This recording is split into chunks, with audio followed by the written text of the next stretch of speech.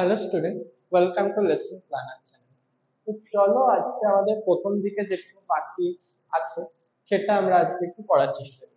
প্রথমের দিকে কি আছে, জীবনের উৎপত্তি এবং সেখান থেকে কিভাবে প্রাণের মানে জীবনের উৎপত্তি অর্থাৎ পৃথিবী কিভাবে সৃষ্টি হয়েছিল এবং সেখান থেকে কিভাবে পৃথিবীতে প্রাণের উদ্ভব হয়েছে সেই অংশটুকু আমাদের এই অভিব্যক্তি অভিযোজন চ্যাপ্টারে বাকি আছে। তো এটা দেখে বুঝতে পারছো আমি আজকে কি পড়াবো। আজকে পড়াবো আমি হচ্ছে মিলার এবং উরের যে পরীক্ষাটা আছে তোমাদের সিলেবাসে, সেই পরীক্ষাটা আমি আজকে একটু ব্যাখ্যা করার চেষ্টা করব। কারণ আমি প্রথমে ওইটা পড়ানোর আগে স্ট্যানলি মিলার এবং হ্যারল্ড উরে বিজ্ঞানীর দ্বয়ের যে পরীক্ষাটা আছে সেটা আমি আজকে বেছে নিলাম। মানে এটা পড়ানোর আগে আমি এটা পড়াবো, অর্থাৎ জীবনের উৎপত্তিটা বোঝানোর আগে আমি আগে এটা বোঝাবো। তাহলে তোমাদের বুঝতে সুবিধা হবে যে আদি পরিবেশে কিভাবে জীবনের উৎপত্তি হয়েছিল। তো চলো শুরু করি। তো স্ট্যানলি মিলার এবং হ্যারল্ড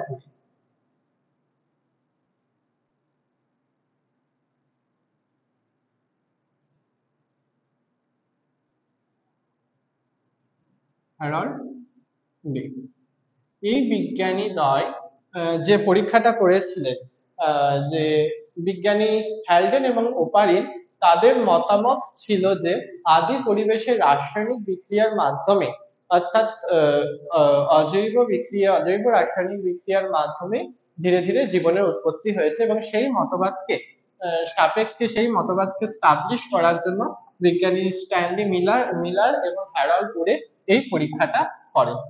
তো পরীক্ষাটা কি প্রথমে আমি আগে একটু বলি। পরীক্ষাটা হচ্ছে, পরীক্ষার মেইন উদ্দেশ্য অর্থাৎ মূল উদ্দেশ্য হচ্ছে কোনো প্রকার জৈব পদার্থ প্রয়োগ ছাড়া বা কোনো প্রকার মানে বর্তমান পরিবেশে মানে বর্তমান পৃথিবীতে আমরা জানি চারিপাশে কি কি ঘুরে বেড়াচ্ছে, বিভিন্ন যে সকল অণুজীব, ব্যাকটেরিয়া, ভাইরাস প্রভৃতি যেগুলো আমরা আণুবীক্ষণিক জীব মাইক্রোস্কোপ ছাড়া দেখতে পাই না, সেই সকল জীবরা ঘুরে বেড়াচ্ছে। এছাড়াও বায়ুতে কি আছে, nitrogen, oxygen, carbon die oxide, hydrogen gas প্রমুখ সকল মানে বিভিন্ন গ্যাসগুলো আছে পৃথিবীর বায়ুমণ্ডলে। কিন্তু যখন পৃথিবীর সৃষ্টি হয়েছিল তখন পৃথিবীর বায়ুমণ্ডল বলে তো কিছুই ছিল না, তারপরে ধীরে ধীরে বিভিন্ন গ্যাসের আবির্ভাব হয়েছে, মানে বিভিন্ন গ্যাস সৃষ্টি হয়েছে যেখানে মুক্ত ছিল। এখন যেমন কার্বন ডাই অক্সাইড CO2 হিসেবে আছে, কিন্তু তখন তো আগে কার্বন আলাদা ছিল, অক্সিজেন বলে তো তখন ছিলই না বায়ুমণ্ডলে, অক্সিজেন মুক্ত অবস্থায় ছিল না। পরে যখন সালোক সংশ্লেষকারী জীবের বা অর্থাৎ ব্যাকটেরিয়ার সৃষ্টি হয় তারপরে অক্সিজেন মুক্ত পরিবেশে মানে পৃথিবীর পরিবেশে মুক্ত অবস্থায় পাওয়া যায়। কিন্তু তার আগে তো অক্সিজেন ছিল না, সেরকম কার্বন পরমাণু ছিল, নাইট্রোজেন পরমাণু, হাইড্রোজেন পরমাণু, এরকম পরমাণু আকারে ছিল মৌলগুলো। কিন্তু আহ আহ, আহ, তাই সেই পরিবেশ থেকে কিভাবে ধীরে ধীরে বিভিন্ন জৈব যৌগ সৃষ্টি হয়েছে সেইটা পরীক্ষা করার জন্য অর্থাৎ সেই মতবাদকে স্টাবলিশ করার জন্য মিলার এবং উরে তারা এই পরীক্ষাটা করেছে।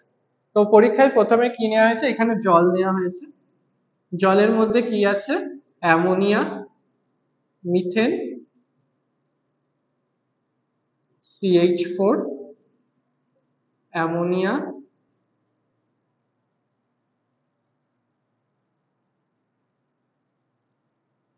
NH3, আর আহ, আর জল তো আছে, জল, মিথেন, অ্যামোনিয়া এবং জল। এদের আর কি আছে, হাইড্রোজেন গ্যাস ছিল,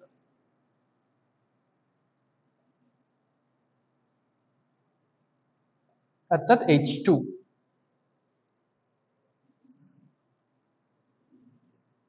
তাহলে কি CH4 ইস টু তাদের অনুপাত হিসাবে তিনি নিয়েছিলেন NH3 হাইড্রোজেন H2, এদের 2:2:1 এই অনুপাত আকারে তারা নিয়েছিলেন। অর্থাৎ মিলার এবং উরে এই জলের মধ্যে যে অনুপাতটা ছিল অ্যামোনিয়া, মিথেন এবং হাইড্রোজেন 2:2:1।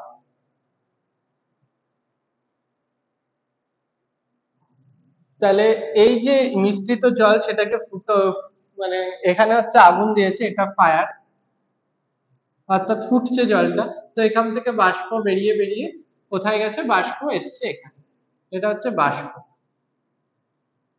তো বাষ্পের মধ্যে থাকবে কি, থাকবে অ্যামোনিয়া থাকবে, মিথেন থাকবে, জলের বাষ্প যেহেতু H2 থাকবে, হাইড্রোজেন থাকবে। এই কটা যৌগ থাকবে। যেহেতু তিনি অ্যামোনিয়া, মিথেন এবং হাইড্রোজেনের মিশ্রণ নিয়েছিলেন, সেই বাষ্পটা এখানে ফুটিয়েছেন, সেটা বাষ্পটা এখানে এসেছে। তো এই একটা বড় ফ্লাক্সে এসছে। তো এখানে তেরা কি দিয়েছেন, এই যে এটা হচ্ছে স্পার্ক অর্থাৎ তড়িৎ স্ফুলিঙ্গ।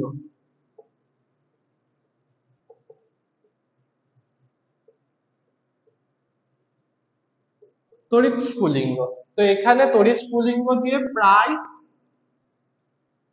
600 ডিগ্রি সেন্টিগ্রেড থেকে 800 ডিগ্রি সেন্টিগ্রেড তাপমাত্রা দিয়েছেন।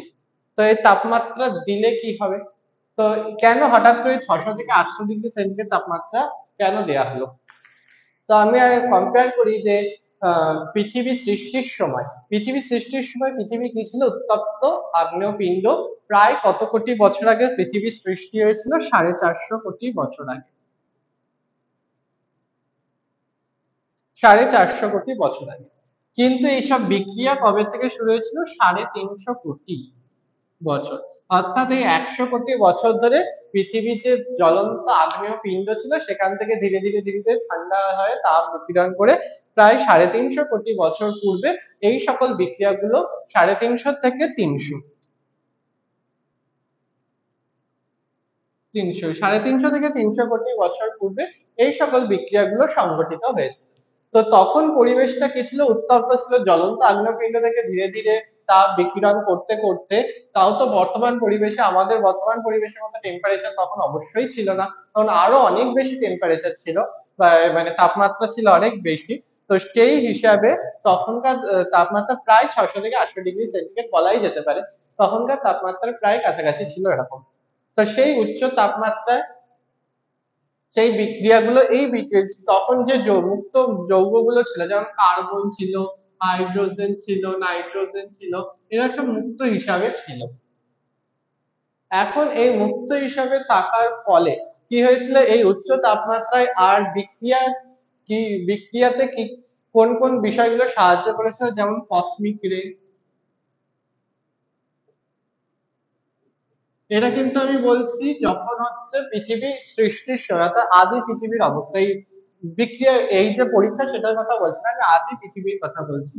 কসমিক রে ছিল, তারপরে কি ছিল, সূর্যালোক তো ছিলই, তারপরে সান রে, এছাড়াও এক্স রে, যেগুলো কসমিক রে আছে। আর হচ্ছে তড়িৎ স্ফুলিঙ্গ অর্থাৎ বজ্রপাত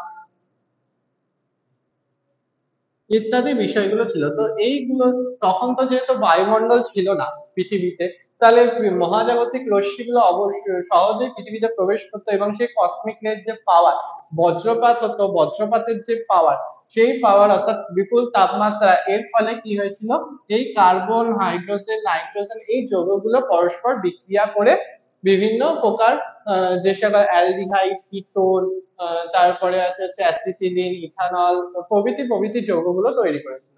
যেমন CH, C plus, carbon plus hydrogen যুক্ত হয়ে কি তৈরি করেছিল? সিএইচ।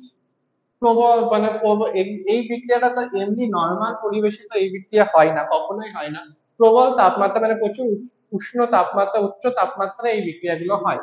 তো তখনকার পরিবেশে সেই উচ্চ তাপমাত্রা গুলো ছিল C+H=CH। আবার এই CH+CH যুক্ত হয়ে কি হয়েছে, CH double bond triple bond CH, অর্থাৎ কি অ্যাসিটিলিন। সেখান থেকে আবার অ্যাসিটিলিন, C2H2, CH4 তৈরি হয়েছে, অ্যামোনিয়া ইত্যাদি ইত্যাদি যৌগগুলো তৈরি, সরি, CH4 হচ্ছে মিথেন। ইত্যাদি ইত্যাদি যৌগগুলো তৈরি হয়েছে। এখন এর সাথে যে বৃষ্টির জল ছিল, তখন তো মুক্ত অক্সিজেন ছিল না, তখন কি ছিল? বৃষ্টির জল। তো এই বৃষ্টির জল যুক্ত হয়ে, অর্থাৎ বৃষ্টির জল ছিল হচ্ছে H2O। H2O, তো এই H2O এবং CH4 যুক্ত হয়ে কি হয়েছিল,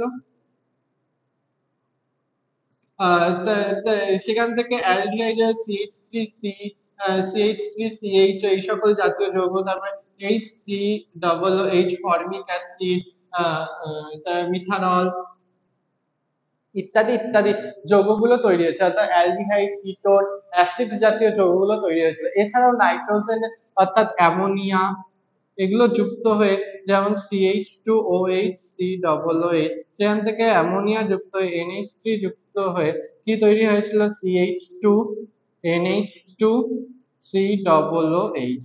এটা কি? এটা হচ্ছে গ্লাইসিন। এই গ্লাইসিনটা কি? গ্লাইসিন দেখবা প্রোটিন চ্যাপ্টার তোমরা যখন পড়েছিলে অপরিহার্য অ্যামাইনো অ্যাসিডে গ্লাইসিন একটা অপরিহার্য অ্যামাইনো অ্যাসিড। তো এইভাবে গ্লাইসিন তৈরি হয়েছিল, যখন CH2COOH এর সাথে অ্যামোনিয়া যুক্ত হয়ে CH2NH2COOH ইত্যাদি এরকম গ্লাইসিন, এছাড়াও বিভিন্ন প্রকার নিউক্লিওটাইড জাতীয় যৌগগুলো তখন আদি পরিবেশে উচ্চ তাপমাত্রায় তৈরি হয়েছিল। কোথায় তৈরি হয়েছিল? জলে, অর্থাৎ সমুদ্রে ছিল তৎকালীন সময়, যেটা হট ডাইলেট স্যুপ বলা হতো। সেটা আমি যখন জীবনের উৎপত্তিটা পড়াবো তখন আবার ব্যাখ্যা করবো। তো আগে আমি একটু মিলার এবং স্কুরের পরীক্ষাটায় আসি। তিনি এইখানে আমরা এই অবধি বুঝলাম যে মিথেন, অ্যামোনিয়া, হাইড্রোজেন ইত্যাদি মিশ্রিত জল বাষ্প হয়ে গেল এখানে, এখানে তড়িৎ স্ফুলিঙ্গ দিল। এই তড়িৎ স্ফুলিঙ্গ দেওয়ার ফলে কি হলো? সেখানে বিভিন্ন রকমের বিক্রিয়া হলো। তো আমরা তো জানতে পারছি না কি কি বিক্রিয়া হলো। তো যেখানে যে প্রোডাক্ট গুলো পাবো সেই হিসাবে আমরা বুঝতে পারবো যে কি কি বিক্রিয়া হয়েছে। তো এখানে উচ্চ তাপমাত্রায় বিক্রিয়া হলো। তো এই যে বাষ্প জলটা সেখানে নামলো, তো এখানে একটা কন্ডেন্সার